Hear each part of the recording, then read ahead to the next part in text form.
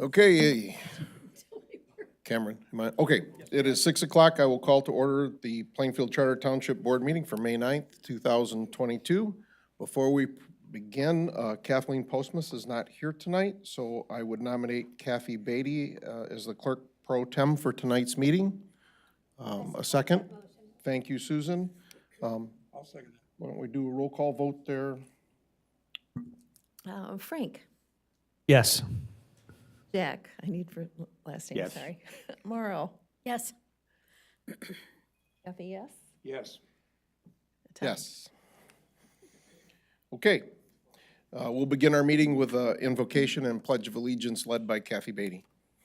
Please pray with me. Father God, we thank you for the privilege of coming together and to have order and to have opportunity to govern. Lord, you have blessed this area. You've blessed this country. Help us to take this responsibility with deep integrity and to do what is best for the people of Plainfield Township and always to honor you. In Jesus' name we pray. Amen. I pledge allegiance To the flag of the United States of America and to the republic for which it stands, one nation, under God, indivisible, with liberty and justice for all. Thank you, Kathy, and thank you, everyone. At this time, I would open the floor for any public comment on any topic related to township business, if anybody has any. I don't see anybody, so I'll close the floor for that, and we will move on to review the consent agenda. Without any questions, comments, or concern from the board, I would seek a motion for the approval of the agenda, including the consent agenda and accounts payable. I move to approve the agenda, including the consent agenda and accounts payable. Roll call vote. Morrow, Yes. Bath, Yes. Brinkman, Yes. Hagedorn, Yes. Beatty, yes. Yes, Holman, yes. there you go. Oh.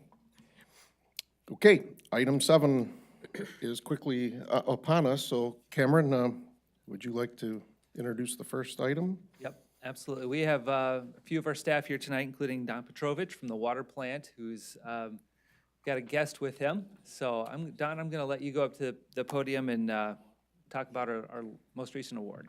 We indeed have a special guest. Turn on the mic. Push Push the button on the front there. to your green light. There you We go. indeed have a special guest. His name is Tim Newman. He's the Executive Director of the Michigan Rural Water Association. They provide educational training, technical support, amongst a lot of other things for water treatment operators and systems across the whole state. Tim had to drive a long ways to get here tonight. I mean, I joke. Tim lives in the Rockford area, so it's a really short drive for him. So if you see a vehicle with a Michigan Rural Water Association logo on the side, it's more than likely Tim. So give him a wave and a thumbs up for a job well done. Tim? Thank you. I appreciate being here. Yeah, it's kind of nice. Usually, I don't get to drive too close to home since we travel and cover the whole state. Like I said, Tim Newman with Michigan Rural Water. Just a little background, Michigan Rural Water has been around since 1990. There's a Rural Water Association in every state. So we provide training and on-site technical assistance to water and wastewater utilities throughout Michigan to make sure we help protect our potable drinking water and make sure, we help with wastewater, protect the wastewater when it's discharged back in the environment. So make sure move forward. So every year at our annual conference, we do an annual conference where we do a water taste test for the best tasting water in Michigan. This year in the winters, from our water taste test, get to compete at our National Water Rally that we hold every February. So this will be the winner for this year. We'll compete in February of '23 in Washington, D.C., where they'll bring samples out there and we provide a representative to, coverage all their costs and stuff to go out there to participate in the event with us while we're out there lobbying Congress for funding for water and wastewater issues and that. So this year, I'd like to present our winner for this year of our water taste test for 2022 was Plainfield Township. So I'd like to come here and present the award to Plainfield Township.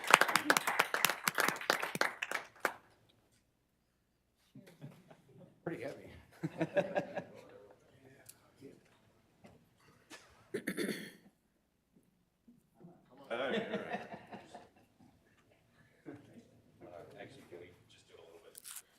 When you think that the three of us, our first meeting in 2016.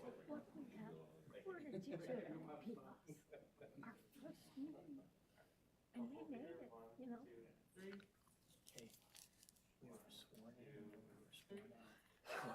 Exactly right. It seems like it, but it was our first meeting. Can you imagine what we were so stupid, weren't we? Oh, how would we know?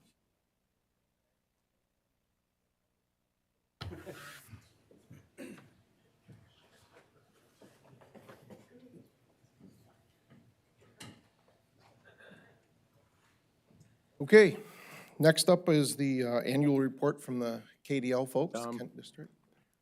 You didn't ask for a comment, and I just wanted to say how great to that. He's been saving that, hasn't he? Wow. You girls better hurry and get to the microphone. Cameron? All right, thanks, Tom. So we have a lighter agenda tonight, but we have some things that annually we get to, and one of them is our relationship with Kent District Library. And so we always look forward every year to welcoming in our partners from Kent District Library to talk about what the library's been up to over the last year. And we've not done this in person in quite some time. Maybe we did one last year, but we had skipped the year before. So it's always good to see our KDL folks here.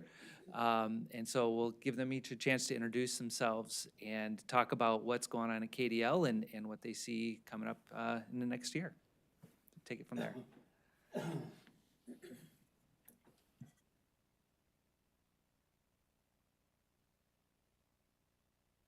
Hi, I'm Penny Weller, and I represent the Board of Trustees for Kent District Library. My job here tonight is specifically to say thank you. Thank you for allowing me to do this job. It's a job that I love. I also want to thank Bill. Bill comes to many of our board meetings and keeps us appraised of what's going on in Plainfield Township. He does a great job of that.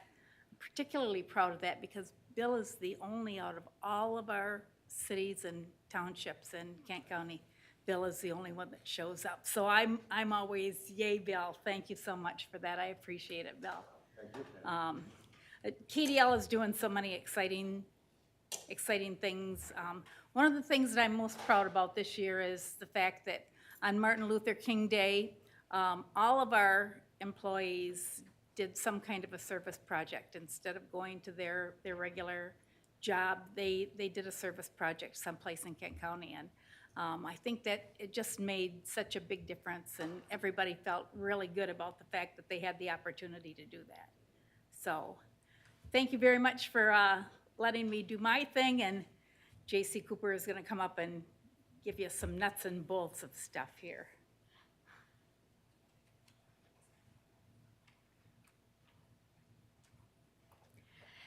So, Jack, I appreciated your joke, so I'll open with one of my own. I am here to give our 2 cents today, quite literally, as I'm joined by 2 Pennies, Penny Weller and Penny Zergapel, and then Maria Page, our manager in training. So first of all, I wanted to just echo Penny's gratitude and say thank you so much for your support. We couldn't do the things that we do without the support of our municipalities and our townships.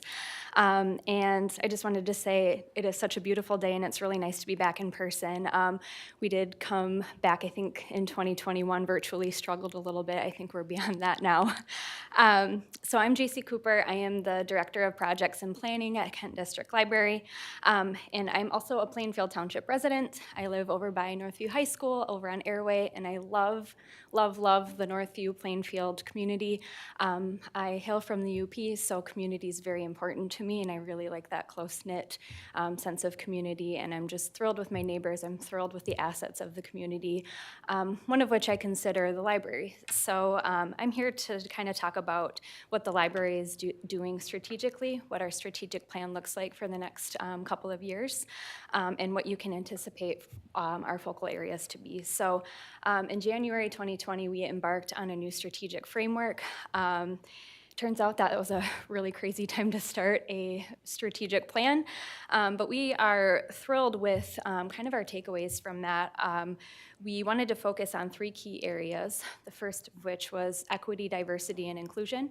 So how can we welcome, embrace, and serve all of our unique communities throughout Kent County? The second, engagement and service, and the third, sustainability. And we are, like I said, we are thrilled with those focal areas because as we are not exiting the pandemic, but maybe, through the worst of it now, knock on wood, those are really, really proving to be equally important, if not more important than we anticipated. So the first, equity, diversity, and inclusion.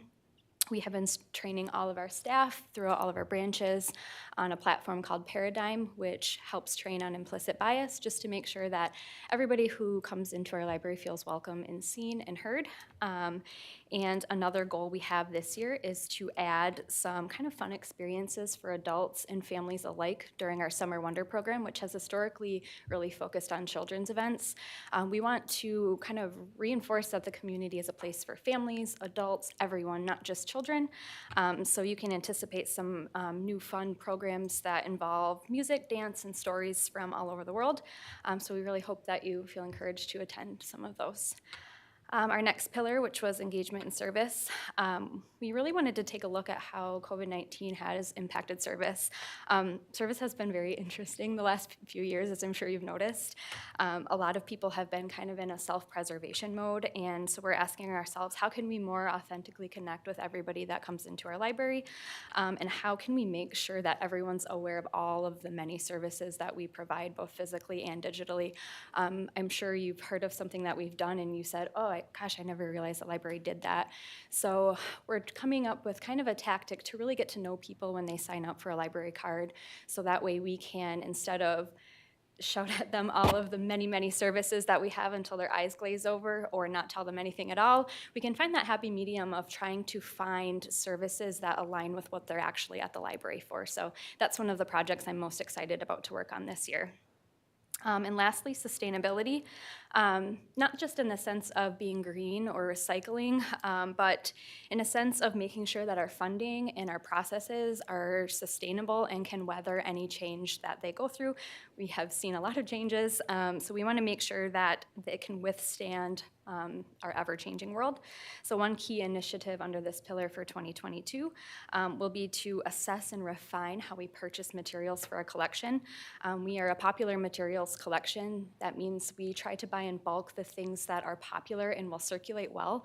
We want, when you come into the library, if you are hearing your neighbors talk about this great book, we want to have that book for you, whether it's an audiobook or an ebook or physically on the shelf. So we are looking to reduce the number of books we purchase that only, really circulate once or twice, and taking a real critical look at that to make sure we're being very good stewards of taxpayer dollars. So I just wanted to wrap up my portion by saying, again, thank you for your continued support of the library, and by making an introduction. Penny Zergabel is our new RM1, or Regional Manager 1, for Plainfield and Comstock Park branches. She was recently hired and has worn many, many hats at KDL over the years. Most recently, she was a librarian at our Amy Van Andel branch in Ada.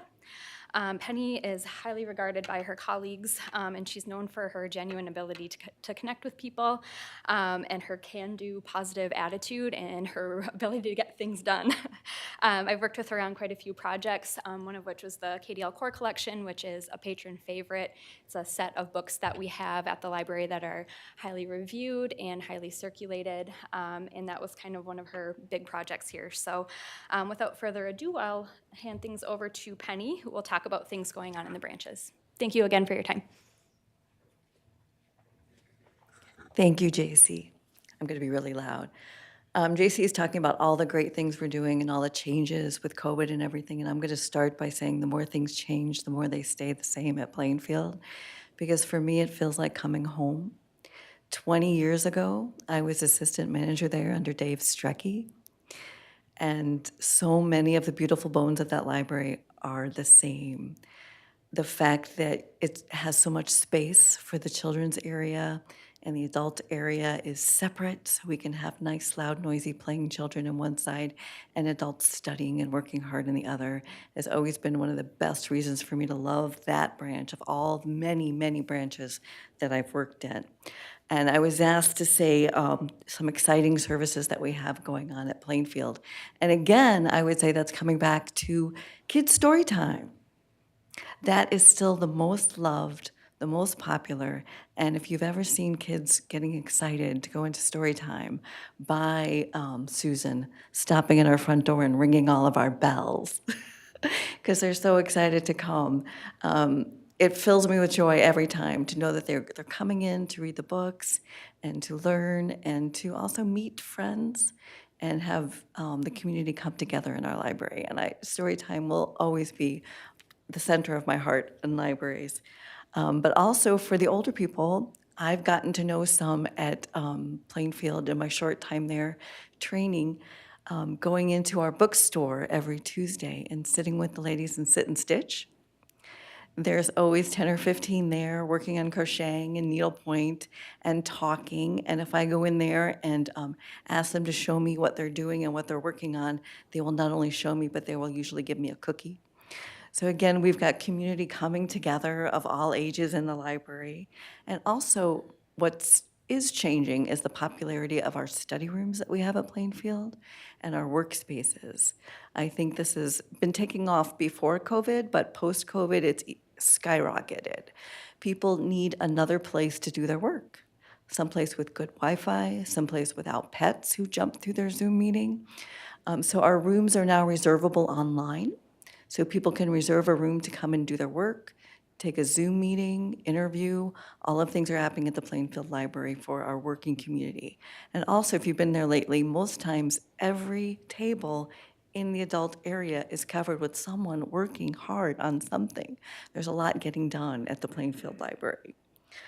A couple of impact stories for me. Something that I started, I have to say something I'm proud of that I started in my short time. And we have added some artwork in the front of the Plainfield Library from the area elementary schools. And I've been working with an art teacher, Rosie. She's at Northwest and West Oakview. And she gave me in an envelope the beautiful masterworks of some elementary school students, and we have framed them and hung them in the library and put their names on them on a nice little plaque next to them. And she said, this is so important to my kids. They haven't had a chance to stand up in front of a room and get acknowledged through COVID. That has been a thing that was lost. And she said, and when I choose artists for the wall at Plainfield, I'm choosing the ones specifically that aren't getting noticed for other things, who maybe aren't the stellar student or getting straight A's. So those kids can proudly drag their parents into the front of the Plainfield Library, even if they've never been before, and say, look, Mom, that's what I did.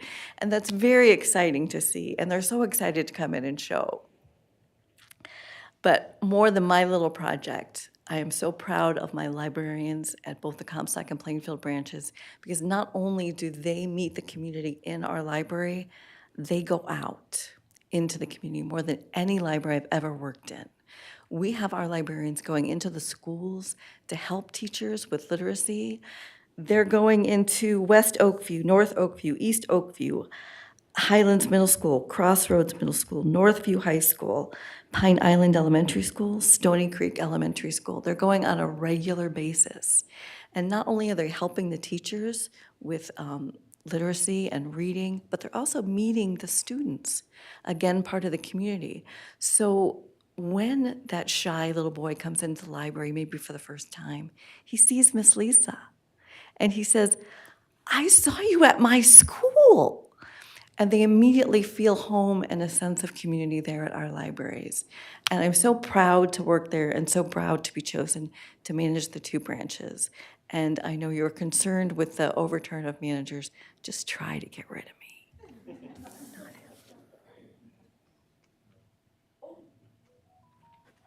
My goodness, I got so excited. I forgot to introduce you to Maria Page. She's filling in for our regional manager too, Tricia Hetwick, who is right at, we speak, having a baby. So Maria's also learning how to be a manager, and she grew up in the Plainfield area. Do you want to come say hi, Maria? Do you have time?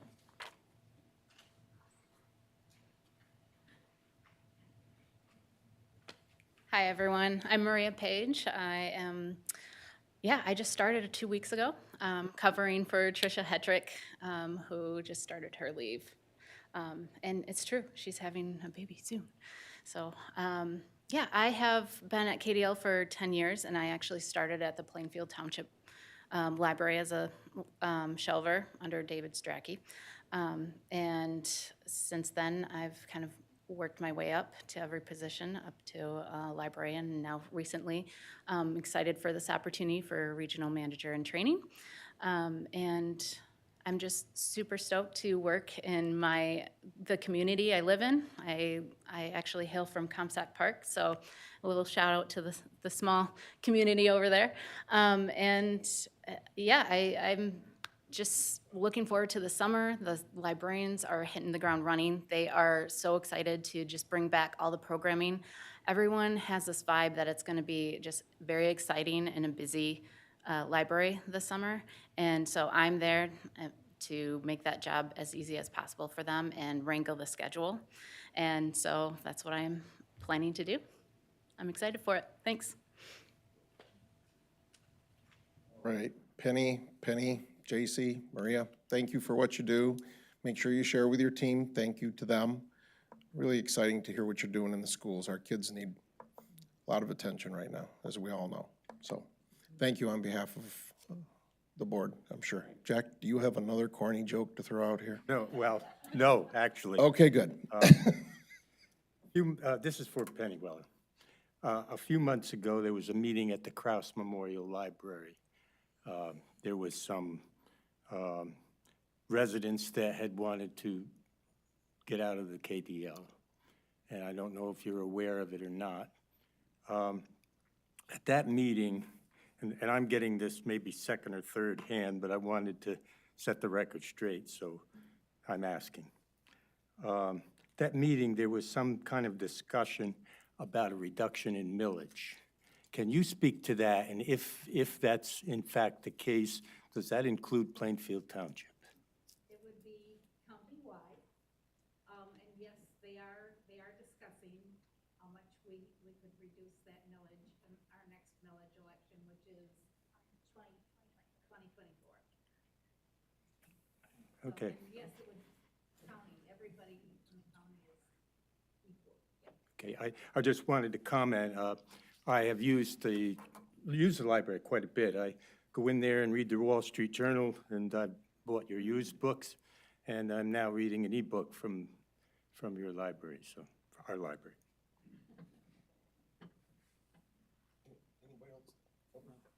Susan, you have something? If we're gonna have them talk, though, we should invite them back to the podium, so they're on the recording. I was just going to make. Okay. Several months ago, we received in our mailboxes the kaleidoscope, which is fabulous. I can't tell you, it's almost like one of my favorite things that come. There's a lot of junk mail, but this is not junk mail. This is really, really valuable. And then we got your annual report, and I thought, oh no, they're not going to come and talk to us about what they've been doing. They're just giving it to us in a book form, and I was really disappointed. I know that sounds crazy, but I didn't read it cover to cover, but I checked on the things that I thought were important. And one of the things that I was looking for was recovery, to see what was happening in the COVID times, which are very, very easy to see.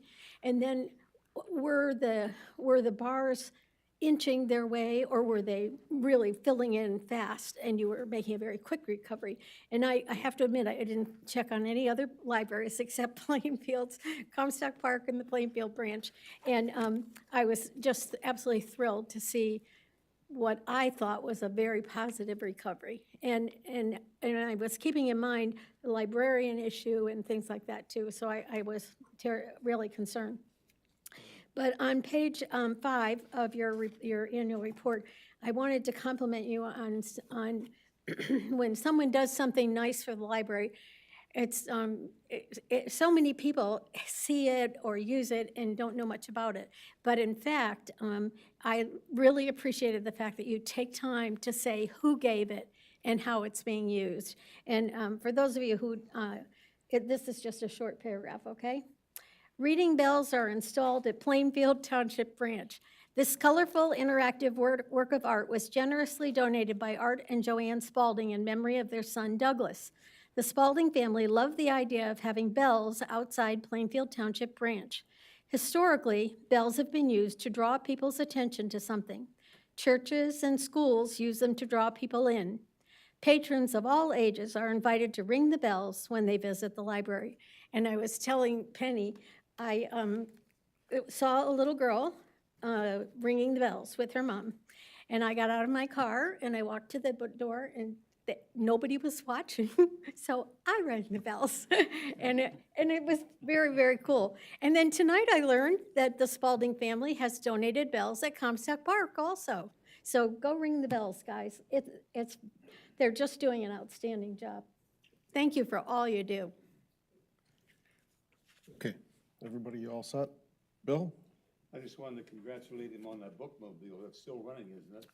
That I thought was excellent, and it covers, you know what they have. It goes around, and you can get books and get about anything you want, even movies on it. And so this is really a tremendous organization. It's right in the times. This is exactly what we need at this time. And in past years, we haven't seen all this type of activity, but it's doing well.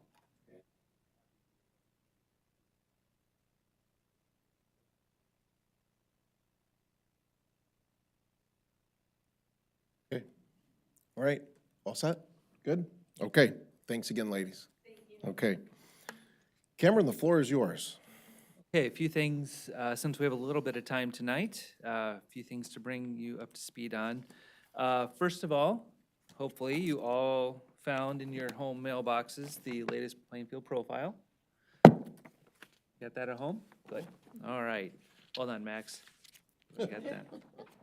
So we did get that out, so trying to keep people up to speed, and we know that residents are reading it because we've already had an email telling us that one of the links on our website was bad. So it's good to know that people actually look at this, go on our website, and helped us with an error on there. So glad people are reading that, and hopefully that helps get information out that answers some of the questions that you probably get regularly as elected officials. When is this gonna happen, or what's going on here and there?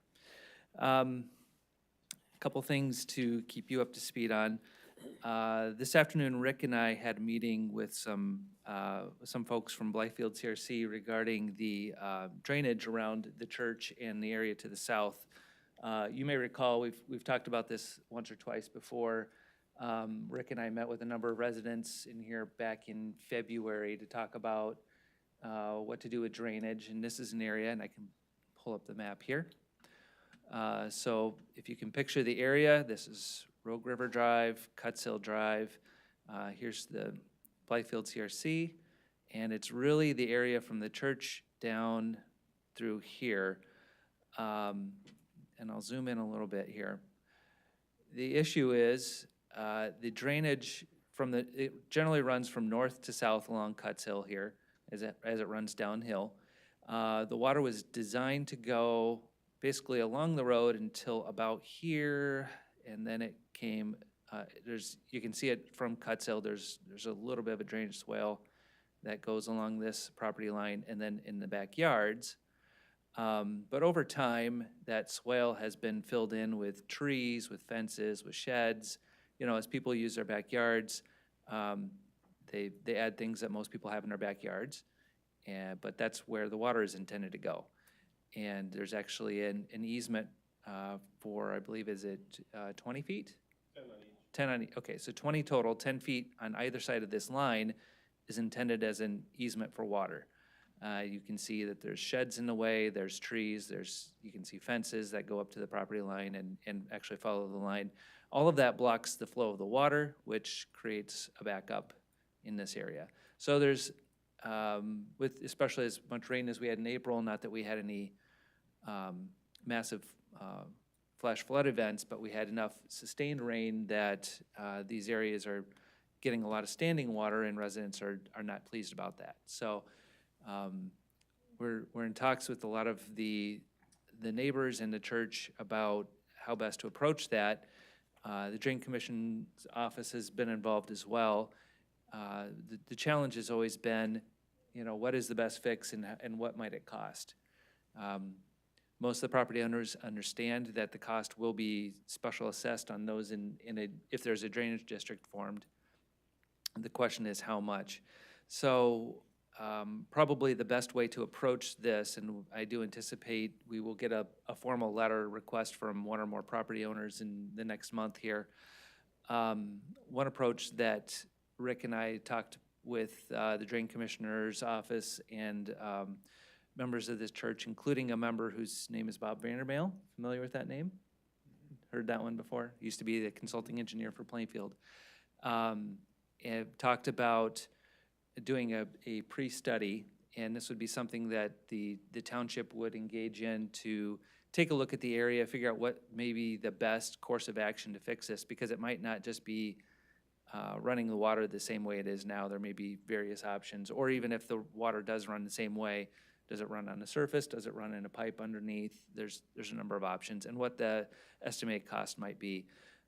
Doing that might be a good first step to get past the point of how much might this cost, and do we want to go forward with that? So we'll be talking about this again probably in later June, I would imagine, and talk about how best to address this for this neighborhood.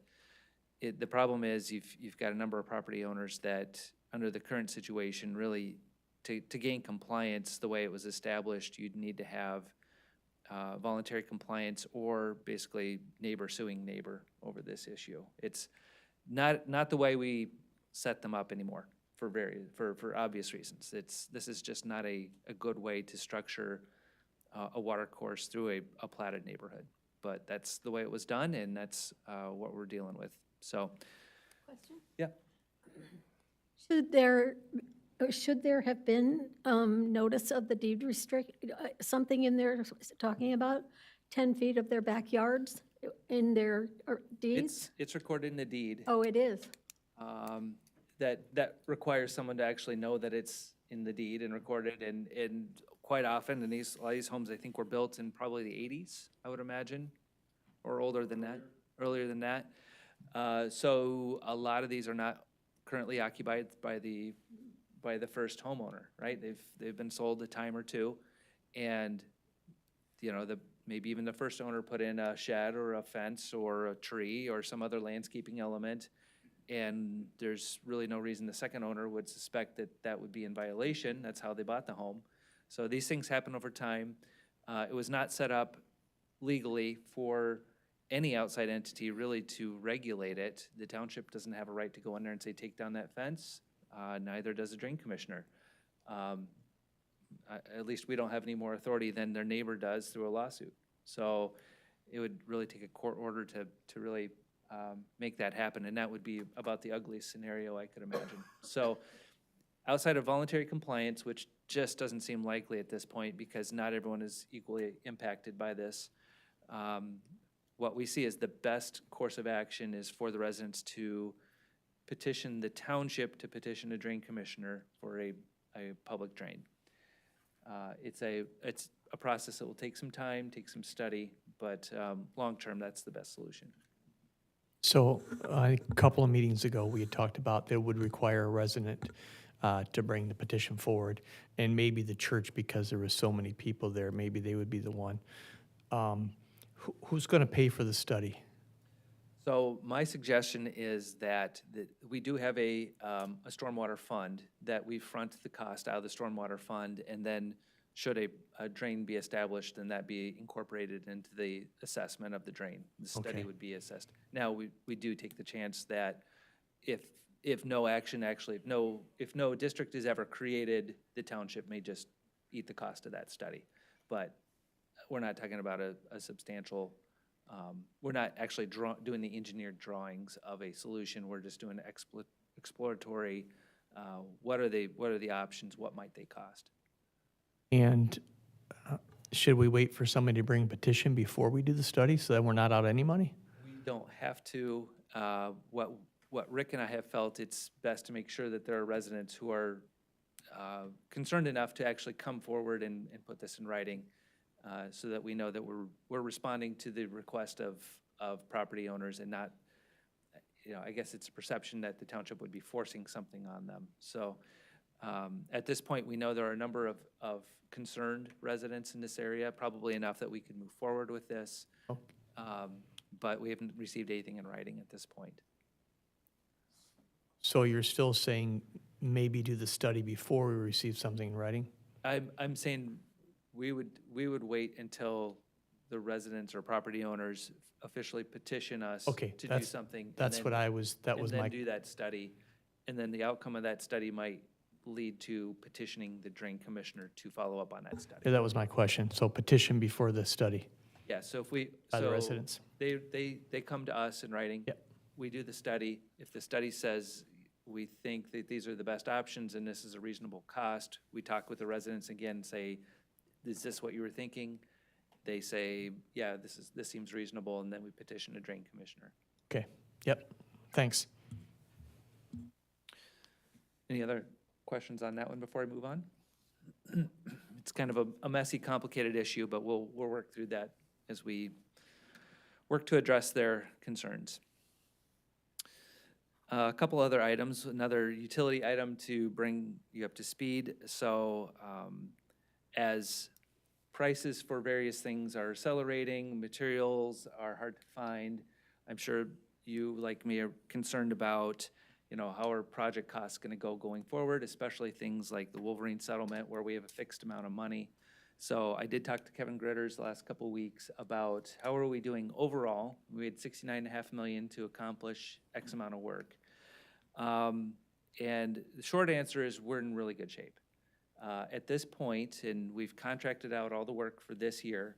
We have one more year of the plan to contract out yet.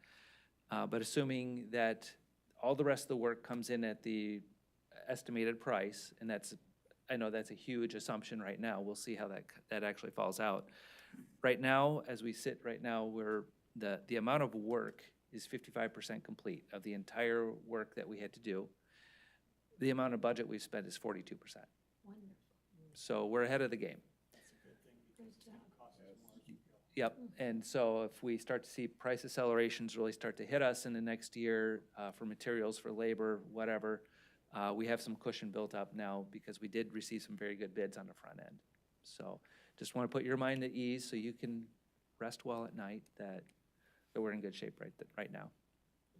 If we wind up at the end having extra money, we return it to Wolverine?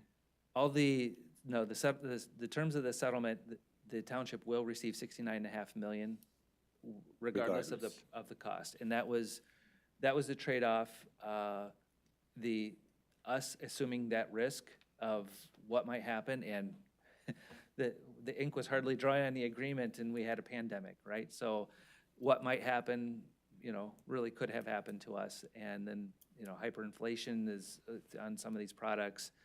And just a plain availability of the product has been tricky. So we assume that risk. So far, we haven't been burned by it, but because of that, we get the full amount in the end, which is good because the water main work is going well. It's the well field search work that is not going as well as we had hoped, and we're still looking for that perfect site. I'm not sure that perfect site exists, so we'll have to find a combination of best fits, I think, to meet our well needs.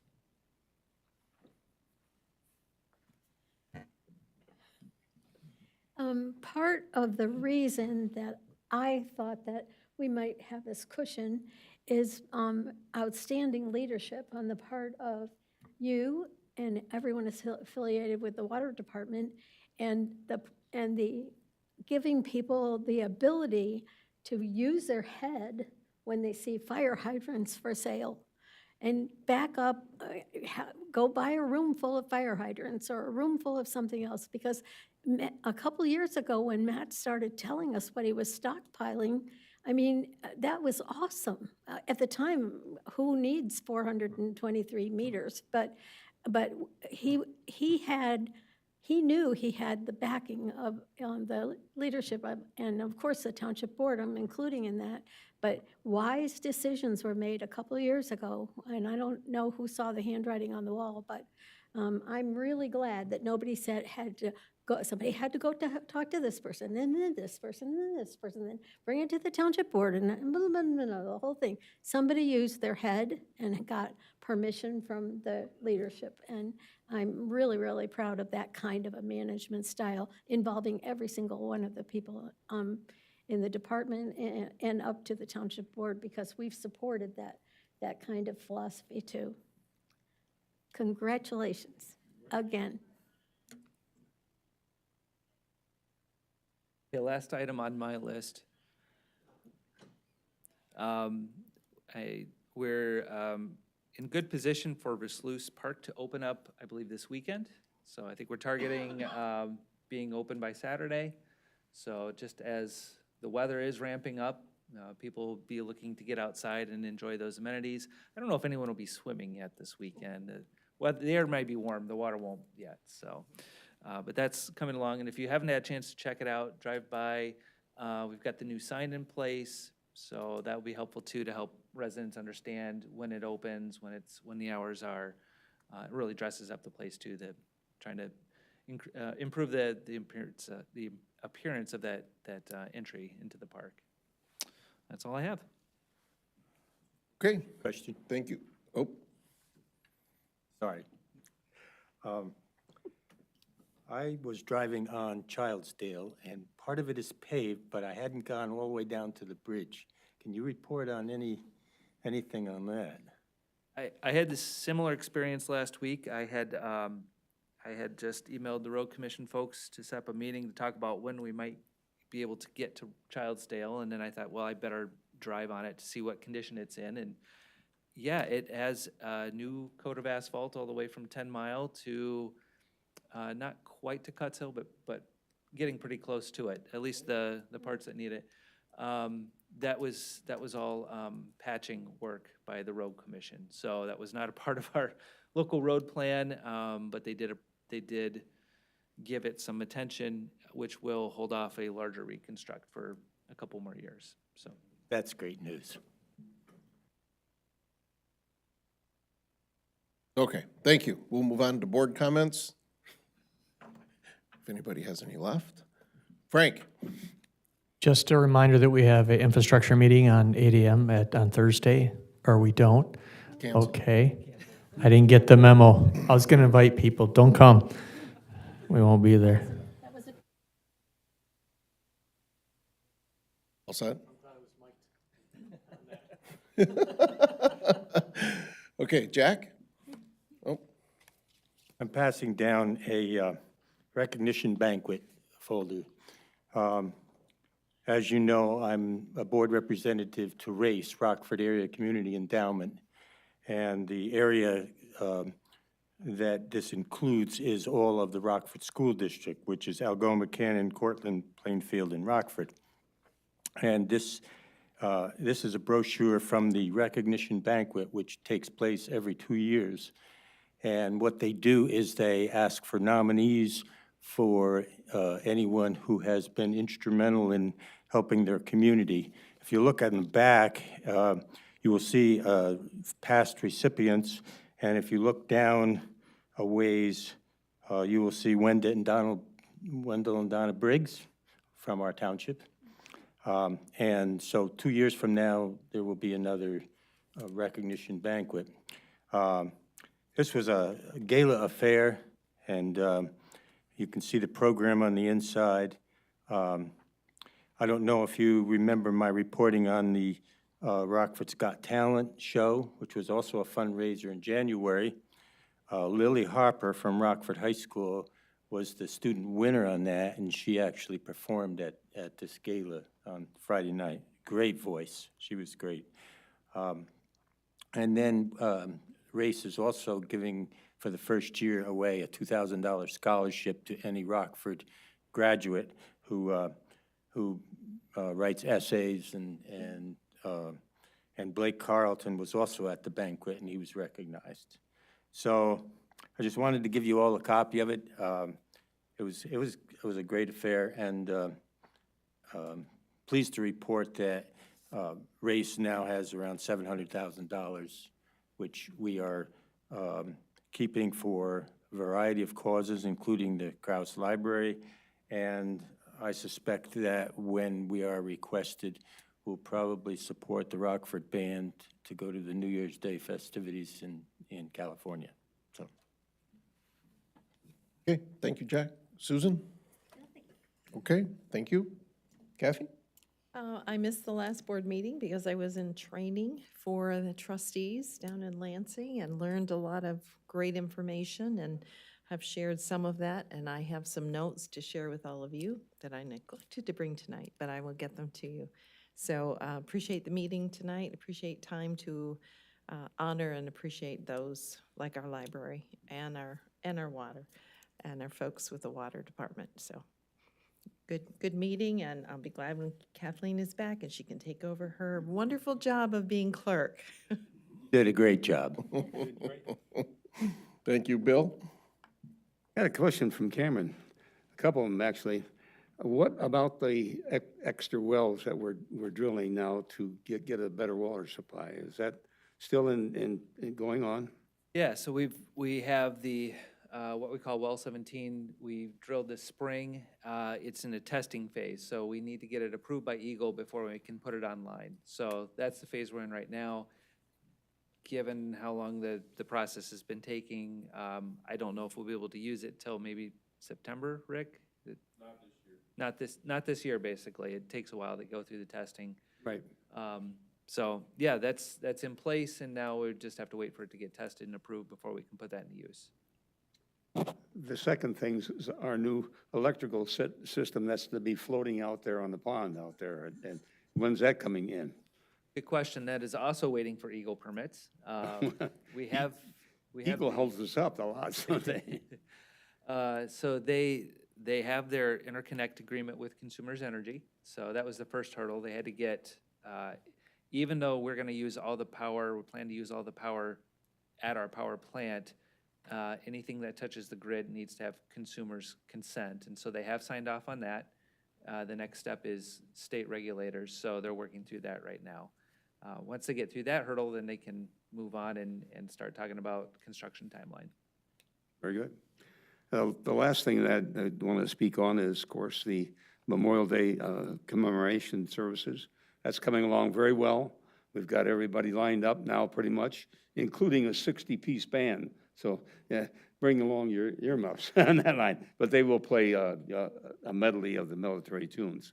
And we have, like, Pete McGregor will give the invocation, and he's done that well in the past. And we will have a great turnout. So you all attend if you can. And just pray that we don't have rain. If we do, we have it here. The band's along here, the firing squad out the door, and the people in here. So there's where we go. And we got that lined up at Pat Duvall to put the sign up down there if it's necessary. But it's all coming along really great, and I look forward to seeing you there. And I think that you'll be happy with it. It's a very patriotic time that we have. So.